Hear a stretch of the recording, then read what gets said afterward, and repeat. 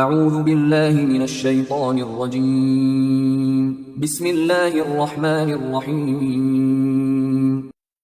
سورہ عنکبوت آیات نمبر 45 تا 53 میں اس حقیقت کا بیان کہ اللہ نے آسمان اور زمین کو حکمت اور مصلحت کے ساتھ پیدا کیا ہے، رسول اللہ صلی اللہ علیہ وآلہ وسلم کو سب لوگوں سے بے پرواہ ہو کر قرآن پڑھنے اور نماز کا اہتمام کرنے کی ہدایت، اہل کتاب سے حکمت کے ساتھ بحث و مباحثہ کرنے کی ہدایت، وضاحت کہ قرآن بھی اسی طرح نازل کیا گیا ہے جس طرح اس سے پہلے کتابیں نازل کی گئی تھیں۔ رسول اللہ صلی اللہ علیہ وآلہ وسلم کا امی ہونا اس بات کی دلیل ہے کہ یہ قرآن وحی کے ذریعے نازل کیا گیا ہے۔ اعوذ باللہ من الشیطان الرجیم۔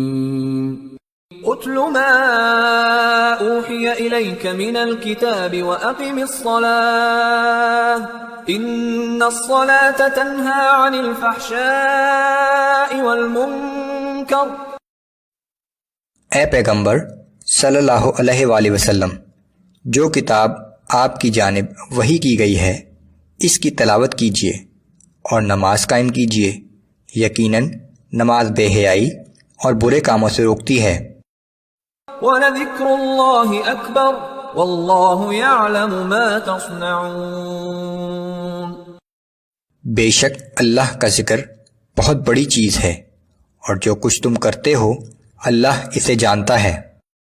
وَلَا تُجَادِلُوا أَهْلَ الْكِتَابِ إِلَّا بِالَّتِي هِيَ أَحْسَنُ إِلَّا الَّذِينَ ظَلَمُوا مِنْهُمْ وَقُولُوا آمَنَّا بِالَّذِي أُنزِلَ إِلَيْنَا وَأُنزِلَ إِلَيْكُمْ وَإِلَٰهُنَا وَإِلَٰهُكُمْ وَاحِدٌ وَنَحْنُ لَهُ مُسْلِمُونَ۔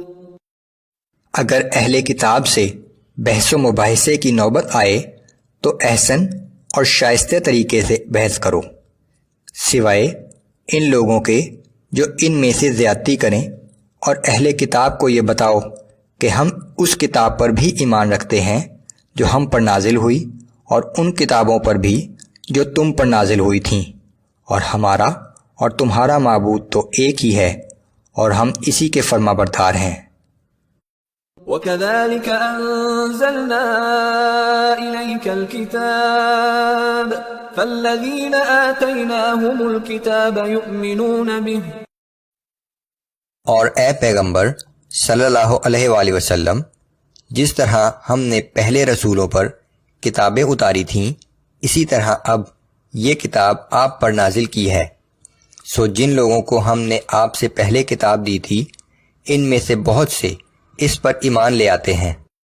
وَمِنْ هَؤُلَاءِ مَن يُؤْمِنُ بِهِ وَمَا يَجْحَدُ بِآيَاتِنَا إِلَّا الْكَافِرُونَ۔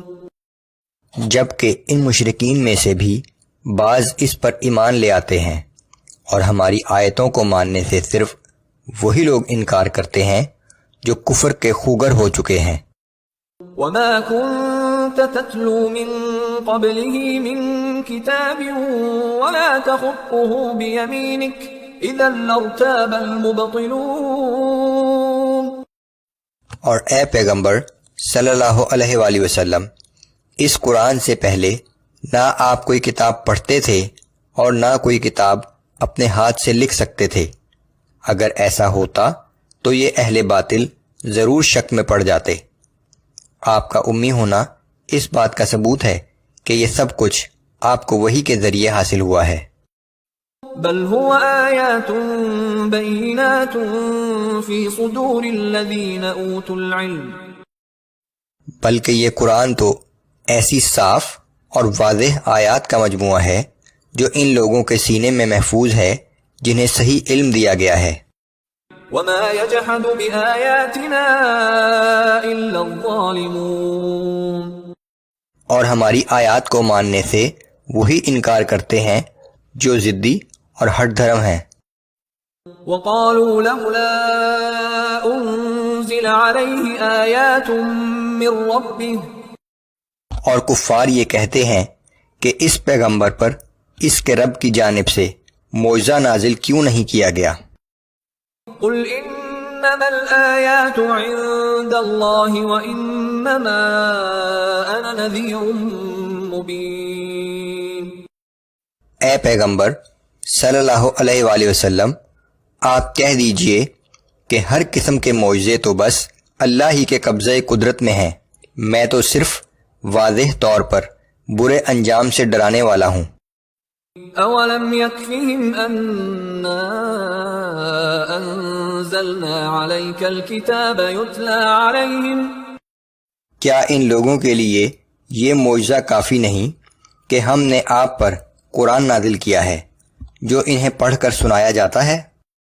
ان فی ذلک لرحمۃ وذکریٰ لقوم یؤمنون، بلا شبہ اس قرآن میں ایمان لانے والے لوگوں کے لیے اللہ کی بڑی رحمت اور بڑی نصیحت ہے۔ قل کفی باللہ بینی وبینکم شہیدا یعلم ما فی السماوات والارض، آپ کہہ دیجئے کہ میرے اور تمہارے درمیان گواہی کے لیے اللہ ہی کافی ہے، وہ آسمانوں اور زمین کی ہر چیز کو جانتا ہے۔ والذین آمنوا بالباطل وکفروا باللہ اولئک هم الخاسرون، اور جو لوگ حق کی جگہ باطل پر ایمان لائے اور اللہ کی صداقت کے منکر ہیں، قیامت کے دن وہی لوگ خسارے میں رہیں گے۔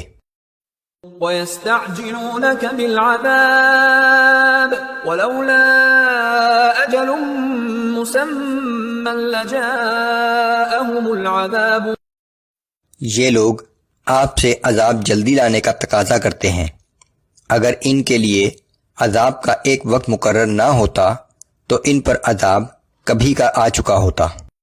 وَلَيَأْتِيَنَّهُم بَغْتَةً وَهُمْ لَا يَشْعُرُونَ، اور یقین رکھو کہ وہ عذاب ان پر اچانک آ جائے گا اور انہیں اس کے آنے کی خبر تک نہ ہوگی۔